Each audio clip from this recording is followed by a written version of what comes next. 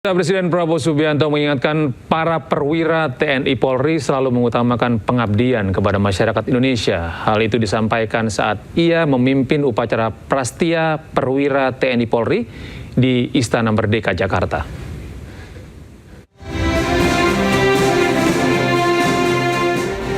Prabowo melantik 1.177 perwira remaja di Istana Merdeka Rabu pagi. Prabowo berharap sinergitas dan soliditas TNI Polri bisa terus terjaga. Presiden berpesan pada para perwira remaja untuk menjaga loyalitas dan menghindari penyalahgunaan jabatan serta menghindari korupsi. Selain itu, Prabowo juga menekankan para perwira untuk mengabdi selalu pada rakyat dan jadi pelindung, pengayom, dan pembela rakyat. Ingatlah selalu, saudara lahir dari rakyat,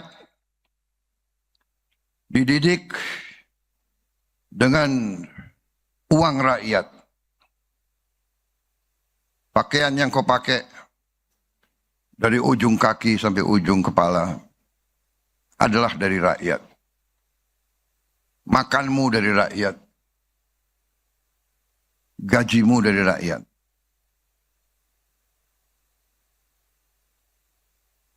Mengabdi selalu untuk rakyat. Jadilah pelindung, pengayom, dan pembela rakyat. Sementara itu, Prabowo juga menyampaikan bahwa masyarakat sejatinya tidak menuntut kesempurnaan dari perwira TNI Polri. Namun rakyat menuntut para perwira TNI Polri untuk jujur, berani, adil, dan hadir saat dibutuhkan. Terkait hal itu, Prabowo meminta seluruh perwira menjalankan tugas dengan penuh integritas dan tidak mengecewakan harapan rakyat.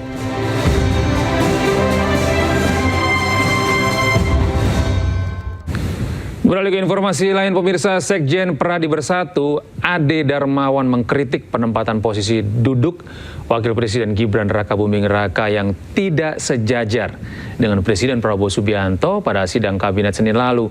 Ade menyebut tata letak ini sebagai sesuatu yang tidak pantas dan tak sesuai dengan undang-undang. Sementara Menteri Sekretaris Negara Prasetyo Hadi menyebut perbedaan tata letak kursi hanya persoalan teknis semata.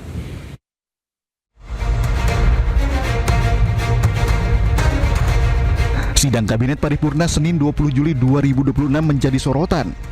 Dalam rapat yang digelar di Istana Negara, Wakil Presiden Gibran Rakabuming Raka tidak duduk sejajar dengan Presiden Prabowo Subianto. Gibran justru duduk bersama jajaran menteri, mulai dari Menko Perekonomian Erlangga Hartarto, Menko Pangan Zulkifli Hasan, dan Menteri Sekretaris Negara Prasetyo Hadi. Perbedaan posisi ini pun menuai kritik. Sekjen Pradi Bersatu, Ade Darmawan menyebut perbedaan tata letak Presiden dan Wapres sebagai sesuatu yang tidak pantas karena tak sesuai dengan undang-undang keprotokoleran. Saya melihat bahwa apa yang menjadi viral baru-baru ini tentunya apakah itu mengganggu atau melanggar aturan, tentunya saya bisa katakan bahwa betul bahwa kedudukan itu hal yang tidak pantas dinilai dari Undang-Undang Nomor 9 tahun 2010 tentang keprotokolan. Artinya Undang-Undang Nomor 9 tentang keprotokolan jelas mengatur tata letak di mana Presiden harus duduk dan Wakil Presiden harus duduk serta peserta dari sidang kabinet tersebut. Sementara Menteri Sekretaris Negara Prasetyo Hadi menyebut perbedaan tata letak hanyalah masalah teknis semata karena Presiden gunakan teleprompter untuk sampaikan data. Ia pun membantah adanya isu ketidaksetaraan antara Presiden dan Wapres. Kalau yang dipertanyakan adalah posisi dari Bapak Wakil Presiden, kalau menurut kami ini hanya masalah kebutuhan teknis semata, tidak ada hal-hal lain yang mungkin perlu dikhawatirkan. Tidak ada kaitan dengan anggapan bahwa posisi Presiden dan Wapres tidak setara gitu ya, Mas? Tidak ada, sama sekali tidak ada.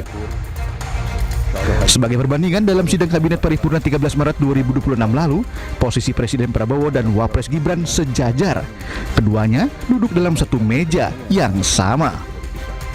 Tim Liputan iNews melaporkan.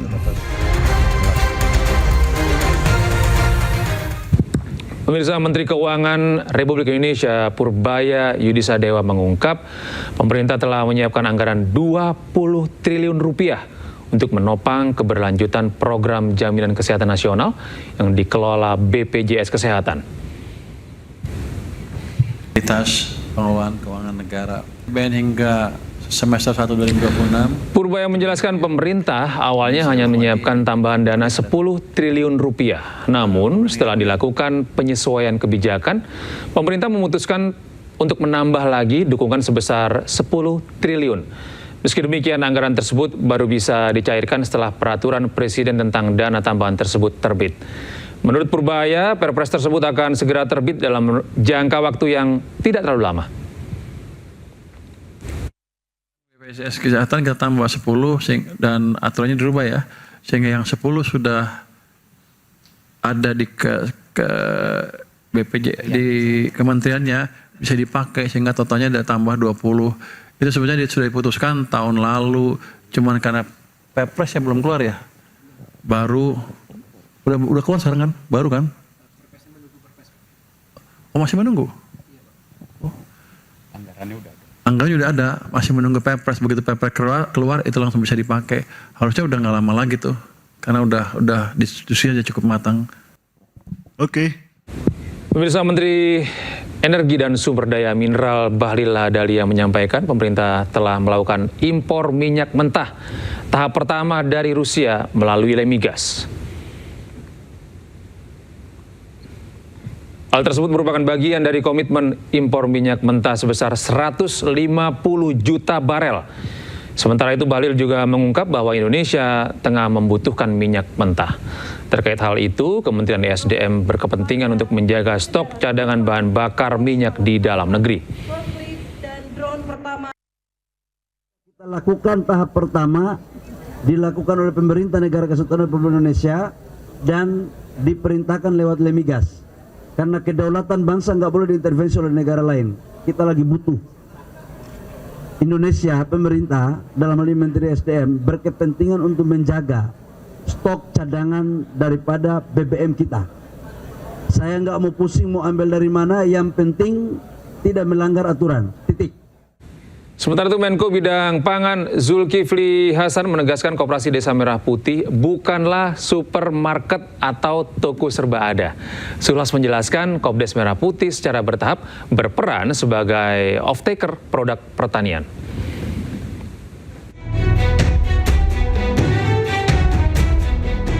Menteri Koordinator Bidang Pangan Republik Indonesia Zulkifli Hasan menegaskan pembentukan Koperasi Desa Merah Putih sebanyak 35.872 unit akan rampung pada bulan Agustus 2026.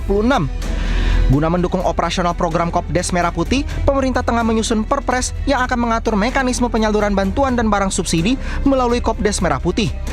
Zulhas pun mengungkapkan Kopdes Merah Putih akan menjadi off-taker berbagai komoditas yang dihasilkan masyarakat sehingga Koperasi Desa Merah Putih bukan seperti tos serba. Jadi jangan dibayangkan Kopdes itu supermarket seperti toko serba ada, bukan. Ya, nanti kalau dia lebih lengkap lagi itu nanti. Tapi sementara dia adalah infrastruktur pemerintah dan juga sebagai off-taker. Sementara itu, Zulhas juga menjelaskan bahwa Koperasi Desa Merah Putih juga akan menjadi saluran resmi pemerintah dalam mendistribusikan bantuan sosial, barang bersubsidi, hingga mendukung pelaksanaan operasi pasar di seluruh desa dan kelurahan.